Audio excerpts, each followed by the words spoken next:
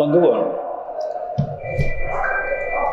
ଆମେ ସମସ୍ତେ ଗତ କିଛି ଦିନ ହେବ ଶୁଣି ଆସୁଛେ ଯେ ଓଡ଼ିଶାକୁ ଟଙ୍କାର ସୁଅ ଛୁଟିଛି 18 ଲକ୍ଷ କୋଟି ଟଙ୍କା। ସ୍ପେସିଫିକ୍ ଏ କଥାଟି ମଧ୍ୟ ସେମାନେ କହିଛନ୍ତି। 18 ଲକ୍ଷ କୋଟି ଟଙ୍କା ଗତ 9 ବର୍ଷ ଭିତରେ ରାଜ୍ୟକୁ କେନ୍ଦ୍ରର ଅନୁଦାନ ମିଳିଛି। ଏକଥା ଆଗରୁ ରାଜ୍ୟର ଯେ ମନ୍ତ୍ରୀ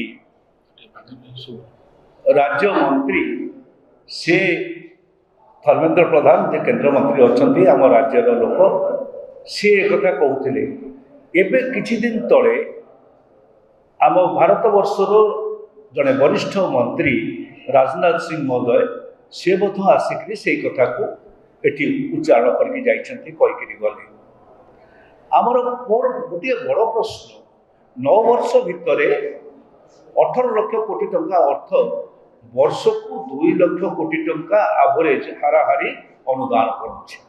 ମୁଁ ମନା କରୁନାହିଁ, କେନ୍ଦ୍ର ରାଜ୍ୟକୁ ପଇସା ଦେବ, ଏ ସମ୍ପର୍କରେ ଜବାହରଲାଲ ନେହେରୁ ଆମ୍ବେଦକରଙ୍କର ପ୍ରଣୀତ ସମ୍ବିଧାନ ସ୍ପଷ୍ଟ କରିଦେଇଯାଇଛି ଏବଂ କେତେ ପରିମାଣରେ ଦେବ ଫାଇନାନ୍ସ କମିଶନ ତା ନିର୍ଣ୍ଣୟ କରିବ। ତେଣୁ ଏସବୁ ଦୃଷ୍ଟିରୁ କର ଆଦାୟ ହେବ ଏବଂ ସେ କରକୁ ଭାଗବଣ୍ଟା ହେବ, ଲୋକଙ୍କ ଭିତରେ ବା ରାଜ୍ୟ ଭିତରେ ଭାଗବଣ୍ଟା ହେବ। ଏକଥା ଅଛି, ଦେବାର କଥା।